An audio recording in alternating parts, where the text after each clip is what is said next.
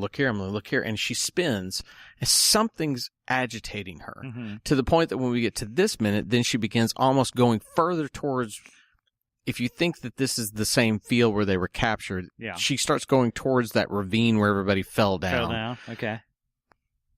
Is there something about it that to her feels like home? Another raid? Are the apes coming? There is, in the script that I have, they have a note. This is the same view of the jungle that Taylor saw when the gorilla hunters emerged from the trees. I win. Yeah, there you go. Wait. Okay, we'd like to thank you for joining us on that'll end this podcast. We're done with this podcast. So this is the same view of the jungle that Taylor saw when the gorilla hunters emerged from the trees. So this is, I assume, referencing the, it says page 25, which I think actually goes back to when they first encountered this particular field. Okay. And I guess that's why. But why is she so agitated by that?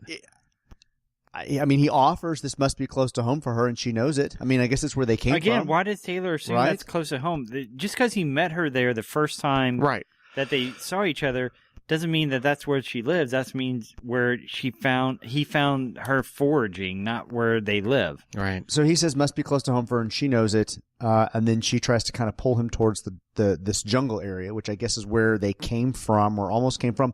But she's so panicked about it. It doesn't make me think that she wants to go home. That's it. It's not just, oh, looky. There's my home. There's my home. There's a panic to her. Yeah. Something is upsetting her from that direction. It's more than that. And I think never this pays is like off. a killing field rather than a place where she lives. And you wish as a filmmaker, that you might have seen her reaction to it, and we might have seen bits of blood somewhere like that, and that might have agitated her, because it just has this hollow feeling of she's acting kooky. Yeah. For no reason at all. Right. And then Taylor, how does he pacify her? He once again shows what a gentleman he is. He takes her off his collar and making sure she leaves her collar on and says her name 100 times. Well, not only that, he puts his hand on her face. He does. And pets her like I do my dog. Yeah, exactly. Last night, my dog came in while it was raining. He was really worked up and went, "Hey, Jake, it's okay." And I'm patting him. And I literally, as I was watching this, I thought, oh my God. I love you, Nova. Nova. I guess that's what all the women, lots of women, he patted them on the ear. I just call them Nova.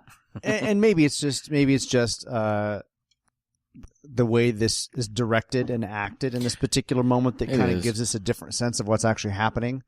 Because he kind of creepily grabs her behind the head and kind of strokes her hair a little bit, and he says, "We can't go there. It's not safe." And it says the strip direction. She looks at him sadly. So somewhere between there, I feel like there was a moment that we're supposed to get that she wanted to go home, and we're getting it from his dialogue, but not from her action. Is this a remnant, not to go back again, but to the pregnant thing, is this a remnant of that she simply wants to go somewhere safe? Is it? Maybe. And they just get pulled out. That's why it's panicked. That's why she's really stressed. She doesn't want to be here. Maybe she hasn't revealed yet, hey, I got a baby in me right now. Maybe she hasn't done that, and that's why she's panicked. She's freaked out. We got to go. When I stand here, they come harvest me. Maybe that's what she sees the fields. Maybe that's it. She sees the field and she realizes this is where we get captured. This is where we get killed. We need to get out of this particular place. Yeah, we can't be so here. That makes a little more sense. It does. So she wants to get away from this particular place. Right. Not necessarily take him someplace. Get away from this particular moment. The tone of it, though, makes it feel ill-placed because it doesn't belong in this moment. We've not seen her act like a brutish savage in a while. Right. And suddenly she is just an animal. Yeah, pretty much we've seen her wipe out handwriting. Right. And then just get on bars whenever people are slamming her off the bars and then jumping right back on the bars to be happy with it. And she space snuggles. I mean, she at least learned that part of humanity, but she space spoons. This next line from Zira, kind of to pull us back from this moment after he says it's not safe. Zira says, we better get started. If the mounted police pick up our trail, they'll come this far at least. I want to know, except for the horses, what's the difference between the mounted police and the regular police? I mean, the regular police are just running behind them going, wait, we got to keep up with you. We have whips. We have whips. The little Keystone Cops, the little hats on. You see a shot of horses just going across the screen, and then you wait 3 seconds, you see a bunch of gorillas running behind them. Wait. Is it all sped up to about 13 frames per second? You see a little Benny Hill come out, pat him on the head, run around a circle. What I find interesting about that line, they'll come this far at least, is letting us know that they're already on the edge of what is acceptable for them to go to. Yeah. Right. Yeah. So I guess the police don't have any problem going into the Forbidden Zone if they can just go and arrest people because they're going in. I mean, Zira and Cornelius are heading in. Right. So if the police are following them, how, what do they know about the Forbidden Zone? I don't know. I hadn't even thought about that till now. All very interesting. Things to think about. But it does say something about Zira thinking at this point, once they've got past this place, that they'll be a little bit safer. That nobody's going to follow them. Is that what they think? Is that they think no one will go into the Forbidden Zone, that they'll be okay there? Well, there'll be less of a chance of people showing up because the average person won't be because it's a Forbidden Zone. Yeah, but you got to think that Zaius is leading this party coming after you. And Zaius apparently... Do you think that they think that Zaius that's what I would think, because Zaius is pissed that you stole the dude that I want to kill. Well, that would be it. I mean, if they were just escaping on their own, that's one thing, but they've got Taylor. Yeah, that's exactly it. You've got the... I was going to call him the Ted Bundy of the world, not to be dark, but I'm trying to think of like a serial killer, ominous being in a world. Charlie Manson. Whatever it may be. You've got that one figure that everybody's terrified of. I'm not going to let you get away with him. I'm going to go get him. Well, but again, Zira and Cornelius did not have the conversation with Taylor about what he and Zaius talked about. So Zira and Cornelius do not know that Zaius thinks that Taylor himself is a threat. True. Yeah. Ish. I mean, they may have that sense from the hearing. Well, you certainly... when they realized that they were the ones that were in trouble at the end of the hearing. They were the ones that the court case ended up being about.